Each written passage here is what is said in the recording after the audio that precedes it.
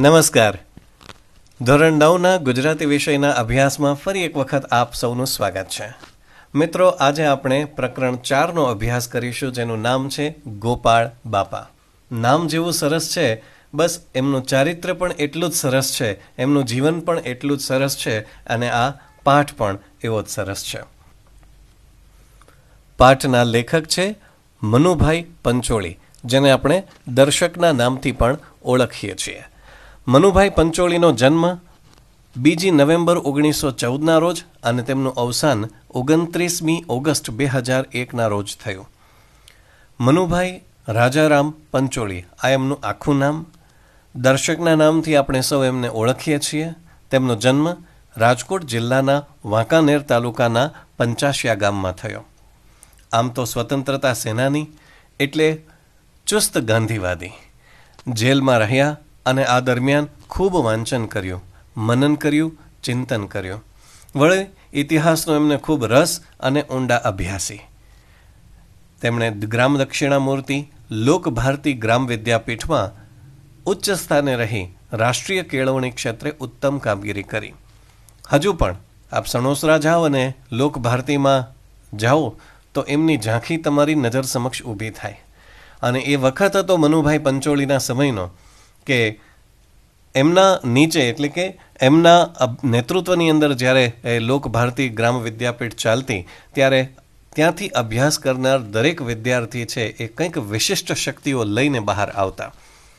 અને આમ તો દરેક શિક્ષકમાં આ એક આગવી સૂઝબૂઝ હોય છે, એક આગવી દ્રષ્ટિ હોય છે કે જે વિદ્યાર્થીઓની અંદર ઉત્તમ ગુણોનું સિંચન કરે અને તેમાંથી જે સર્જનાત્મકતા છે એને બહાર લાવે. મનુભાઈ તેમનું ઉત્તમ ઉદાહરણ છે. કેળવણીના નામે એમણે અનેક પ્રયોગો કર્યા. ગાંધી વિચાર, ધર્મ, શિક્ષણ, ઇતિહાસ, સાહિત્ય અને સંસ્કૃતિ, આ બધા જ વિષયોમાં એમનો ઊંડો રસ, અને આથી જ આ બધા વિષયમાં તેમણે ઊંડાણપૂર્વક લેખન પણ કર્યું. બંધન અને મુક્તિ, દીપ નિર્વાણ, સોક્રેટિસ અને કુરુક્ષેત્ર વગેરે તેમની સુપ્રસિદ્ધ નવલકથાઓ છે. ઝેર તો પીધા છે જાણી જાણી, ભાગ 1, ભાગ 2 અને ભાગ 3 ગાંધી યુગની સમર્થ નવલકથાઓમાંની એક છે. આ સિવાય પરિત્રાણ, અંતિમ અધ્યાય, ગૃહારણ્ય વગેરે તેમના ઉત્તમ નાટકો છે. તેઓ રણજીતરામ સુવર્ણચંદ્રક, પદ્મભૂષણ, સાહિત્ય અકાદમી એવોર્ડ દિલ્હી તથા જ્ઞાનપીઠના મૂર્તિદેવી પુરસ્કારથી સન્માનિત થયા હતા. આ જે ગોપાળ બાપા પ્રકરણ છે તે મનુભાઈ પંચોળીની બૃહન નવલ એટલે મોટી જે નવલકથા, જેના આપણે જોયું ભાગ 1, 2 અને 3 છે, એમના ઝેર તો પીધા છે જાણી જાણી એના પ્રથમ ભાગમાંથી લેવામાં આવેલો અંશ છે. તો ચાલો આપણે પાઠનો આનંદ લઈએ અને મનુભાઈ પંચોળીની લેખનની જે આગવી શૈલી છે એનાથી પણ પરિચિત થવાનો પ્રયાસ કરીએ. સયાજીરાવનો સમય છે, એટલે કે વડોદરાના રાજા સયાજીરાવ, દૂર દૂર સુધીનું એમનું રાજ્ય, તે વખતનો આ સમય. અને આગળની 2 લાઇનની અંદર પરિચય આપ્યો છે કે એક જ આદમીના પુણ્ય એટલે એક જ વ્યક્તિના પુણ્ય કર્મથી, એના કર્મથી આ કોતરોને આંબા, જાંબુડા, રાયણ અને ચીકુના ઝુંડથી મહેકતા કરી મૂક્યા છે. 40 વર્ષ એ વાતને હજુ માંડ થયા છે. હવે એ 40 વર્ષ પહેલાંની શું સ્ટોરી છે એ જાણીએ. વર્ષની શિયાળાની એક સવારે એ વખતના સ્વપ્નસેવી મહારાજ શ્રીમંત સયાજીરાવ આવા એક કોતરની ભેખડ ઉપર 1-2 અંગરક્ષકો સાથે ઊભા હતા. સયાજીરાવ પોતે જ એક આગવી સૂઝબૂઝ ધરાવનારા વ્યક્તિ, અને વડોદરા સ્ટેટ, એમની બુદ્ધિ આગવી, એમની જે માણસને પરખવાની જે શક્તિ છે એ પણ ખૂબ આગવી. સ્વપ્નસેવી શબ્દ વાપર્યો છે, એટલે કે મોટા સ્વપ્નાઓ જોનારા અને એને સેવનારા, એટલે સ્વપ્ન પૂરા કરવા માટે મથામણ કરનારા. સ્વપ્ન તો બધા જ જોતા હોય છે, પણ પૂરા કરવા માટે જે મહેનત કરે, જે સંઘર્ષ કરે, જે પ્રયત્ન કરે, એ સાચો સ્વપ્નસેવી કહેવાય. તો સયાજીરાવ આવા સ્વપ્નસેવી હતા. 1-2 અંગરક્ષકો, રાજા હોય એટલે એમની પાસે એમના બોડીગાર્ડ્સ, અંગરક્ષકો તો હોય જ. પડખેના ગીરના જંગલમાંથી એક દીપડો આવ્યાના વાવડે એ આ તરફ ઉતરી આવ્યા હતા. દીપડો જંગલમાંથી જ્યાં લોકો રહેતા હોય એ વિસ્તારમાં આવી ગયો એવા સમાચાર મળ્યા, અને એ સમાચાર મળ્યા એટલે એ અહીં આવી પહોંચ્યા હતા. કે શું સમાચાર છે એ સાચા છે કે ખોટા છે, લોકો એનાથી દુઃખી થઈ રહ્યા છે કે શું છે, એ બધું જાણવા માટે જાતે જ તેઓ આવ્યા હતા, સાથે શિકારીઓને લાવ્યા હતા. તો મહારાજ કોતરની ભેખડ ઉપર અંગરક્ષકોની સાથે અને જે શિકારીઓ હતા એ ગોરડ બાવળના જાળા ઝાંખરામાંથી નીચે કોતરમાં જતી કેડીએ સાવચેતીથી ઉતરતા હતા. ગોરડ બાવળના, જેમાંથી ગુંદર નીકળે ને એવા બાવળને ગોરડ બાવળ કહેવાય. તો આવા ગોરડ બાવળના જાળા ઝાંખરામાંથી નીચે કોતરમાં જતી જે કેડી હતી, નાનો રસ્તો, એમાં સાવચેતીથી ધીમે ધીમે ઉતરતા હતા. એક તો ઉતરવાનું હોય એટલે સાવચેતી રાખવી પડે, અને બીજું દીપડો આવી ચડે અને અચાનક જો હુમલો કરે તો એનાથી બચવા માટે પણ સાવચેતી રાખવી પડે. ધીમે ધીમે આ બધા જ શિકારીઓ ગોરડની ઝાડીમાં દેખાતા બંધ થાય છે, અને મહારાજ એ ત્યાં ઊભા જ હોય છે. એમની પાસે દૂરબીન હોય છે, અને દૂરબીન માંડીને જોતા હતા. ત્યાં કોતરમાંથી એક ખેડૂ માણસે આવીને પ્રણામ કરીને થોડા ફળ ભેટ ધર્યા. રાજા મહારાજા જ્યારે આવે ત્યારે સહજપણે જે ખેડૂતો હોય અથવા આવી રીતે ફળની ખેતી કરી, ફળ પકવનારા હોય, તેમ જેમની પાસે જે હોય એ રાજાને ભેટ ધરવાનું એ સમયનો રિવાજ હતો. લોકો રાજાને ભેટ ધરી અને ખુશ કરતા. મહારાજે દૂરબીનને બાજુ ઉપર મૂક્યું અને પૂછ્યું શું છે? એટલે સામેથી ટૂંકો જવાબ આવ્યો, બોર. મહારાજે કીધું, બોર અને મુઠ્ઠી જેવડા? એટલે આ વાત ઉપરથી એ વાતનો ખ્યાલ આવી જાય કે જે એમની સમક્ષ બોર મૂકવામાં આવ્યા હતા એ ખૂબ મોટા હતા. મહારાજ આશ્ચર્યચકિત અને મીઠા લીંબુ જેવા બોરને જોઈ રહ્યા. મોટા મોટા બોર હતા. અને પછી પૂછ્યું, ક્યાંથી લાવ્યા આ બોર? એટલે જવાબ આવ્યો, અહીંની મારી બોરડી પરથી, મેં એ જાતે ઉછેરી છે. બાજુમાં મારી બોરડી છે, એનો મેં ઉછેર કર્યો છે, અને એ બોરડીમાંથી બોર લઈ અને આપને ધરવા આવ્યો છો. તો કહ્યું, ભેટ ધરવા આવ્યા હશો? તો કે નાજી, ભેટ લેવા આવ્યો છો. કેટલા સ્પષ્ટ વક્તા! એમણે રાજાની પ્રશંસા કરવી અને રાજાને પહેલાં ફોસલાવી લેવા અથવા કંઈક બીજા પ્રયત્નો કરવા એવું કંઈ નહીં. રાજાએ પૂછ્યું, ભેટ ધરવા આવ્યા હશો? એટલે કે તમે મને ભેટમાં આપવા આવ્યા છો? જવાબ આવ્યો, નાજી, ભેટ લેવા આવ્યો છો. આ તો તમને હું બોર પ્રેમથી આપું છું, પણ ભેટ મારે જોઈએ છે તમારી પાસેથી. મહારાજ હસ્યા અને કહ્યું, ત્યારે તો લોભે લોભે આવ્યા છો, કહો શું અરજ છે? મહારાજ પણ એવા સયાજીરાવની પ્રતિભા અલગ જ. એમણે કહ્યું, કંઈક લોભ એટલે લાલચ વૃત્તિથી કંઈ તમારે જોઈએ છે એટલે આવ્યા છો? કહો શું જોઈએ છે? મહારાજ, અરજ તો એટલી જ છે કે આ કોતર મને યોગ્ય કિંમતે આપો. એ બાપા એમ કહે છે કે મને યોગ્ય કિંમતે જે મૂલ્ય થતું હોય એ લઈ અને મને આ કોતર આપો. કોતર એટલે એ આખો પ્રદેશ હતો તે. મહારાજે સચોટ વાત કરી, માંગણી કરજો. માંગણી કરજો એટલે એનો અર્થ એવો થયો કે તમે લખીને આપજો, રાજ દરબારમાં અરજી આવશે અને એના ઉપર અમે નક્કી કરી અને જે કંઈ આગળની વિધિ હશે એ પૂરી કરી અને તમને જમીન વેચાતી આપીશું. પણ સામેથી વાત આવે છે, માંગણી કરીએ તો વરહ 3 થયા, કોણ દાદ દે છે? 3 વર્ષ પહેલાંની માંગણી મૂકી દીધી છે મહારાજ, પણ કોણ દાદ દે છે? એટલે ક્યાં કોઈ જવાબ આપે છે? અને મહારાજને એ વાત મન ઉપર લાગી છે, પણ પોતે સ્પષ્ટ વક્તા કહ્યું, આપું, ચાલો હું તમને આ કોતર આપી દઉં, પણ કરશો શું? બોરડી ઉછેરશો? તમારે આ કોતરની અંદર શું બોરડી વાવવી છે? બોર પણ આ ગામડાના છોકરાઓને નથી મળતા.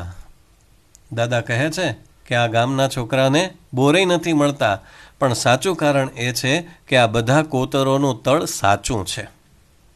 આ જે પ્રદેશ છે, કોતરો જે છે ડુંગરની, એનું તળ સાચું છે. અંદરના ગાળામાં ધરા ભર્યા છે, એટલે કે પાણી ઉપરના ભાગે છે. ધરા ભર્યા છે એટલે પાણી સાવ ઉપરના ભાગે છે. જમીનમાં પાણી હોય તો સામાન્ય રીતે આપણે જમીનમાંથી જ્યારે પાણી કાઢવું હોય ત્યારે આપણે બોરવેલ બનાવતા હોઈએ છીએ. અને હાલ જમીનની જો પાણીની સપાટીની વાત કરીએ જમીનમાં, તો ક્યાંક 80 ફૂટે પાણી નીકળતું હોય છે જ્યાં જીવંત નદી પસાર થતી હોય ત્યાં, અને ક્યાંક ક્યાંક બહુ ઊંડે સુધી પાણી હોય તો 300-400 ફૂટ ઊંડેથી પાણી બહાર લાવવું પડતું હોય છે. પણ અહીંયા તો ધરા ભર્યા છે. ગાળામાં ધરા ભર્યા એટલે પાણીનું સ્તર ઊંચું છે. ગમે ત્યાં 8 હાથે પાણી નીકળે છે, એટલે કે 8 હાથ ખોદીએ તો પાણી આવી જાય છે. જમીન પણ કોઈ ભાતની છે. શિંગોડાના મારને જો કોઈક રીતે રોકીએ, શિંગોડાના માર એટલે શિંગોડા એ નદીનું નામ છે. શિંગોડાના મારને એટલે નદીમાં જ્યારે પૂર આવે, પાણી આવે અને એને જે થપાટો લાગે એને જો આપણે રોકી શકીએ કોઈક રીતે, તો આમાં બનારસી લંગડો પાકે અને ગરીબના અમરફળ જેવા બોરના ઢગલે ઢગલા ઉતરે. એટલે બનારસી લંગડોની ખેતી થાય અને વત્તા ગરીબના અમરફળ એટલે કે બોર એના ઢગલે ઢગલા ઉતરી શકે. અહીંના છોકરાઓને બોર પણ મળે અને બનારસી લંગડો પણ મળે. મહારાજને કુતૂહલ હતું, પણ હવે એમના મનની અંદર પેલી દીપડાની વાત હજુ જાગતી હતી કે એક દીપડાને પકડવા આવ્યા હતા. એટલે એણે પૂછ્યું, દીપડા રંજાડશે નહીં? અને સામેથી જવાબ કંઈક જુદો જ હતો, સણસણતો હતો. સામાન્ય વ્યક્તિ રાજાની સામે આવું બોલતા ખચકાય. હા, જવાબ આવ્યો, આ તમારી પડખેના દીપડા ન રંજાડે તોય ઘણું છે. તમારી પડખેના દીપડા એટલે રાજા હોય તો એની બાજુમાં બીજા એના કારભારી અથવા તો સૈનિકો હોય. એટલે એમ કહ્યું કે આ સરકારના જે માણસો છે ને એ દીપડા જેવા છે, એ ન રંજાડે ને તોય અમારે ઘણું કામ થઈ જાય. એટલે કે તમારી સરકારની અંદર માણસો છે એ બરાબર કામ કરતા નથી, એ રંજાડે છે, સામાન્ય લોકોને પરેશાન કરે છે. મહારાજે ઊંચું જોયું. થોડી વાર તો ગુસ્સો સાહજિક છે આવી જાય. રાજા જેવું વ્યક્તિત્વ, એમની ભમરો ઘડીક ખેંચાય. ભમર ખેંચાય એટલે મનમાં ગુસ્સાના ભાવ હતા. એમને મોઢે મોઢ આવું કહેનાર કોણ હતો? રાજાને આવું કોણ મોઢા મોઢ કહી દે? એટલે મોઢાની સામે જ કોણ કહી દે? જોયું તો બોલનાર મરક મરક હસી રહ્યો છે. એ ગોપાળ બાપા પાછા બોલતા બોલતા હસતાતાય ખરા. નેણમાં ફરિયાદના રોષને બદલે સહજ કૌતુક છે. એ કૌતુકવશ એ ફરિયાદનો જે રોષ હતો એની જગ્યાએ કૌતુકવશ એ જણાતા હતા. પણ સયાજીરાવની માણસને પારખવાની શક્તિ અચૂક હતી. એ ખૂબ સરસ રીતે માણસોને પારખી લેતા.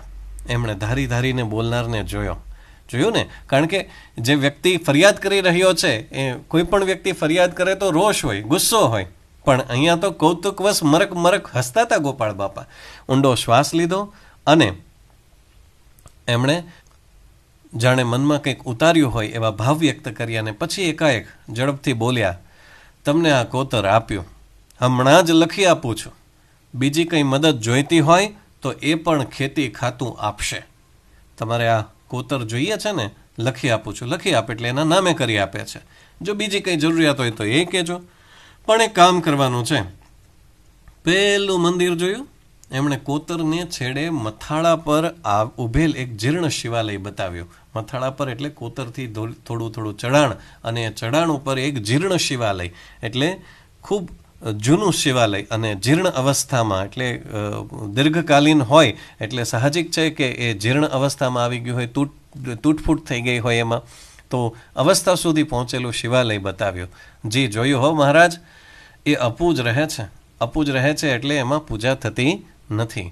વિચાર કરો, રાજાને એ પણ ખ્યાલ હતો કે એ શિવાલય અપૂજ છે.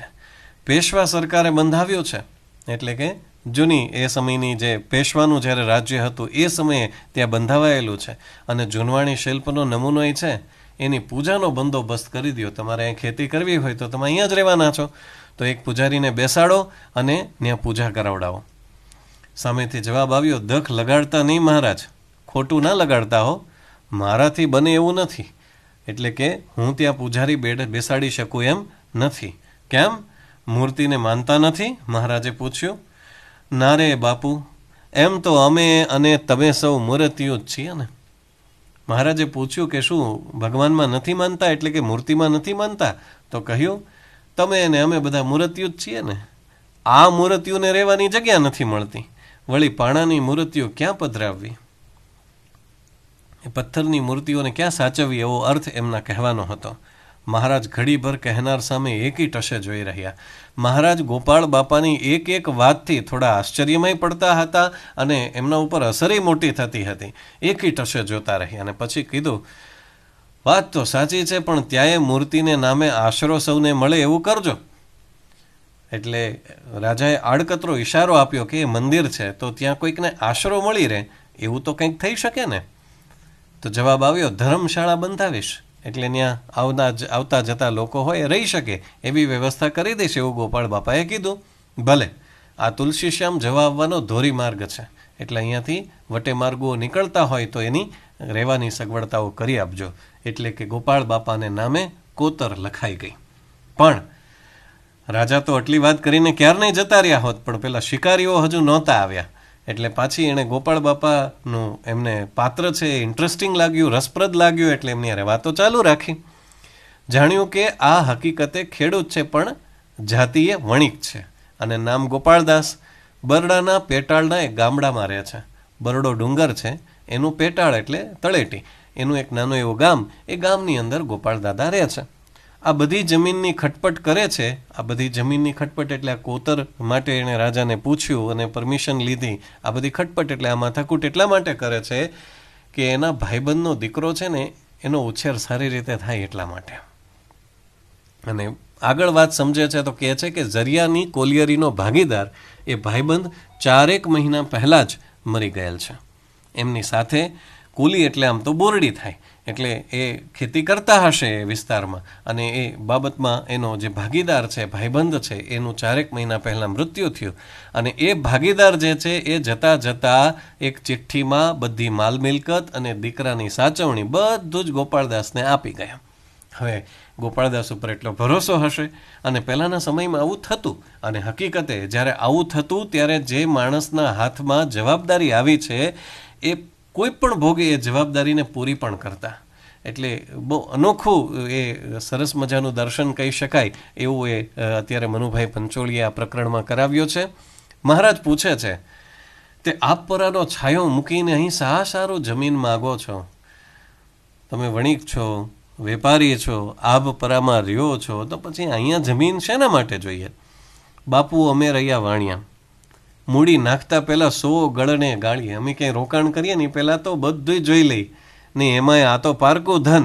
પારકું ધન એટલે આ જે છોકરો છે એ બીજાનો છે. જતે દાડે પડ હોંકારો દે ત્યાં જ નાખ્યું કામનું ને. જ્યારે પણ જતે દાડે થોડા સમય કે વધુ સમય પછી જ્યારે જગ્યાએ રોકાણ કર્યું હોય એ હોંકારો દે, એમાંથી વધારે પૈસા મળે તો જ ત્યાં રોકાણ કરાય ને. વળી મારા ભાઈબંધના વડવાઓ અસલ ગાયકવાડીના વતની હતા. અમારા જે ભાઈબંધ છે એના વડવાઓ એટલે એના પપ્પાના પપ્પા અસલ ગાયકવાડી એટલે એ વડોદરાની આસપાસના વિસ્તારના હતા. તમે અહીં આવશો તો તમારા વેપારનું શું થશે એવું રાજાએ પૂછ્યું. વેપાર કંઈ કરવો જ નથી, હરિનામનો જ વેપાર કરવાનું મારા ગુરુએ કીધું છે. મારા ગુરુએ કીધું જ કે વેપાર બીજો કંઈ નહીં કરવાનો, હરિનામનો કરવાનો, હરિનામ સ્મરણ કરવાનું. મહારાજને એમ થયું કે આ તો બહુ અલગ જ વ્યક્તિ છે. કોણ છે તમારા ગુરુ? ગુરુ માંડણ ભગત. થઈ ગયા ધોરાજી પડખે. મહારાજ એના આત્માની ગુલાબી કોળીતી એવી તો ભલા રિદ્ધિ સિદ્ધિ વાળાની એ કોળતા જ હોય નથી. એમની આત્માની ગુલાબી, જે આત્મા છે એમાં જે ગુલાબીપણું હતું, એ જે ગુલાબી વર્ણ હતો એ એવો સરસ કોળાયો હતો, એવો સરસ ગુલાબી રંગ એમાં આવ્યો હતો. એટલે કે આત્મા એનો એટલો પવિત્ર હતો કે ભલા રિદ્ધિ સિદ્ધિ વાળાઓ, રિદ્ધિ સિદ્ધિ વાળા એટલે જેણે સિદ્ધિ પોતાને નામ કરી હોય એવાની પણ આત્મશક્તિ એવી સરસ નથી હોતી, એવી માંડણ ભગતની હતી એવું કીધું. રાજાએ કીધું નામ તો સાંભળ્યું નથી. વિસ્મયથી આશ્ચર્યથી કહ્યું, અને પછી કીધું પણ તમે કંઈક ચમત્કાર તો જોયો હશે ને એમાં? 1 વાર મળ્યો જ બાપુ, બીજી વાર દર્શને ગયો ત્યારે તો દેહ પડી ગયો હતો. અમે તો પરીખ વાણ્યા, 1 વારમાં પારખી લીધું. જવાબ આવ્યો ગોપાળ બાપા પાસેથી. 1 વાર મળ્યો, જ્યારે બીજી વાર એમને મળવા ગયો ત્યારે એમનો દેહ પડી ગયો, એટલે એમનો સ્વર્ગવાસ થઈ ગયો હતો. પણ અમે પરીખ વાણ્યા એટલે બધું પારખી લઈએ, એટલે પારખી લીધું કે આ જે ભગત છે એમાં તાકાત છે. શું બન્યું હતું? રાજાએ પૂછ્યું. જ્યારે પહેલી વાર મળવા ગયા હતા ગોપાળ દાદા એને ત્યારની વાત કરી કે મારડમાં હું મગફળીના સોદા માટે ગયેલો. ધોરાજીની બાજુમાં મારડ નામનું ગામ છે, ત્યાં હું મગફળીના સોદા માટે ગયેલો. બરાબર 10 વર્ષ ઉપરની વાત કરું છું. ગામમાં ખાસ કોઈને ઓળખું તો નહીં. દરવાજા પાસેની મોટી ધર્મશાળામાં ઉતરેલો અને દોઢીમાં ભગત બેઠેલા. એટલે ધર્મશાળાના દરવાજા પાસે ભગત બેઠા હતા. ગામમાંથી લોટની કાવડ માંગે, એટલે કે લોટ માંગવા જાય, અને એ કાવડ માંગી લાવેલા, અને એની વહુ રોટલા ઘડતા હતા. ભગત કૂતરાને નીરતા જાય, એટલે કે રોટલા ખવડાવતા જાય. કાળો વાન, આંખો નીચે રાખવાની ટેવ, હસે ભારે. ભગત માણસ એટલે પોતાના અંદરનો જે આનંદ, સ્વનો આનંદ હોય ને એ ભારે હોય એટલે હસતા ભારે. નાના બાળક જેવા લાગે, અવાજ જોયો હોય તો વાંસળી જેવો સુરીલો, અને ગલુડિયાની હારે કૂતરાને રોટલા ખવડાવતા હતા અને ગલુડિયા હારે ગડબડ ગડબડ વાતો કરતા જાય, મરક મરક હસીએ જાય. ત્યાં મારી સામે જોઈને પાછો એણે ભગતે પૂછ્યો, શેઠ છો, શેનો વેપાર કરો છો? મેં કહ્યું, પરચુરણનો વેપાર કરું છું. અને જવાબ આવ્યો સામેથી, જથ્થાબંધ મૂકીને આવા પરચુરણમાં સિદ્ધ પડ્યા છો? જથ્થાબંધ પરચુરણનો વેપાર કીધું એટલે કહ્યું કે ભાઈ વેપાર તો જથ્થાબંધ નો થાય, આ પરચુરણમાં શું કામ પડ્યા છો? વાત સહજ હતી, હવે અસહજ રીતે કેવી રીતે રજૂ થઈ એ કહે છે. મેં કહ્યું, બાપુ મૂડી તો જોઈએ ને, જથ્થાબંધ વેપાર કરવા માટે પૈસા તો જોઈને જાજા. હવે આ વાતને ગોપાળદાસે સહજ રીતે લીધી હતી, પણ જે ભગત હતા એણે વાત અસહજ રીતે કીધી હતી. હવે અસહજ એટલે શું? મૂડી તો માય પડી જ છે ને, કહી મારી સામે એક ઈટશે જોઈ રહ્યા. મૂડી તો માય જ પડી છે. મૂડી એટલે સાચી મૂડી તો આપણી આત્માની અંદર પડેલી છે, આપણા શરીરની અંદર જે પડેલી છે ને એ છે. એની આંખના તેજે મનમાં મારક કરી દીધેલો. શીલા જાણે ખસવા માંડી, મારાથી આંખ સામે આંખ મંડાણી નહીં. નીચું જોઈ ગયું, જોઉં તો ભગતના પડખામાં કાળો ગીંગોડો ચડી ગયેલો. મારી આંખ એની સામે આંખ, એમની આંખમાં આંખ મિલાવી શકી નહીં, અને એમની આંખના તેજે મનમાં મારગ કરી દીધો. શીલા જાણે ખસવા માંડી. આ શબ્દો પણ અઘરા છે, એટલે કે મનની અંદર જે બીજા પડ હતા, સમાજના, લાગણીઓના અને જુદા જુદા જે કાંઈ પણ કોઈની પ્રત્યે દ્વેષ હોય, ખરાબ ભાવના હોય, કોઈની ઉપર ખીજ હોય, આ બધું જ ખબર નહીં પણ એ ઓસરવા લાગ્યું, અને મનની અંદર ભક્તિનો માર્ગ જે માય પડેલો હતો, અંદર પડેલો હતો ને એ દેખાવા લાગ્યો. પણ આ બધું થતું હતું એ દરમિયાનમાં ભગતના પડખામાં કાળો ગીંગોડો ચડી ગયેલો. પડખામાં એટલે ભગતની કાખમાં કાળો ગીંગોડો ચડી ગયેલો. કાળો ગીંગોડો એટલે એક જાતનું જીવ છે કે જે ભેંસ ઉપર ને કૂતરા ઉપર ને બધા પ્રાણીઓના શરીર ઉપર રહે અને એનું લોહી ચૂસે. મહારાજ આ ગીંગોડો ચડી ગયો છે કહીને હું ઉખેડવા ગયો, એમની પાસેથી ગીંગોડો બહાર ફેંકી દઉં, પણ ત્યાં એણે કહ્યું, રેવા દ્યો ને એને, ભલે ને ગીંગોડો ચડ્યો, વળી બીજે ખાજ લેવા જવું પડશે ને, એને હું અહીંથી ઉતાર દઈશ તો એ લોહી પીવા બીજાનું જશે. બહુ દી થઈ ગયા છે ને, એ કેદુનો ચોટેલો છે એમ. અને હજી એટલી વાત ગોપાળ કાકા કે ત્યાં તો શ્રીમંત સરકારથી એટલે સયાજી રાવથી બોલાઈ ગયું. વાહ, ખરેખર કે ભગત માણસ હશે. અને આ રીતે આપણું આ પ્રકરણ છે એ નાનો એવો અંશ જે છે ઝેર તો પીધારે જાણી જાણીનો એ પૂર્ણ થાય છે. આમ તો એ આખી નવલકથામાંથી લીધેલો અંશ છે. આખી નવલકથા અચૂક વાંચવા જેવી છે. તમને સમય મળે તો ધોરણ 9ના વિદ્યાર્થી તરીકે તમારે આવી જુદી જુદી નવલકથાઓ અને સાહિત્યની રચનાઓનો અભ્યાસ કરવો જ જોઈએ. આપણે 2 દિવસ પહેલાં મહાત્મા ગાંધીની આત્મકથા સત્યના પ્રયોગો વાંચવા વિશેની વાત કરેલી. ફરી વધુ એક તમારી પાસે ગોપાળ બાપાના પાત્રવાળી અને સયાજી રાવના પાત્રવાળી એક બ્રહન નવલ, વિશાળ નવલકથા છે, ઝેર તો પીધા છે જાણી જાણી. આના ભાગ 1, 2 અને 3 છે. સમય મળીએ અચૂક એનો અભ્યાસ કરજો. પાઠના પ્રશ્ન અને જવાબ નીચે લિંકમાં આપેલા છે. આપને આ પાઠ કેવો લાગ્યો એ પણ આપ કોમેન્ટ બોક્સમાં અચૂક જણાવશો. ખૂબ સરસ રીતે અભ્યાસ કરજો અને ખૂબ સરસ રીતે આગળ વધજો. આપનો સમય શુભ રહે. આપનું ખૂબ ખૂબ ધ્યાન રાખજો. આવજો.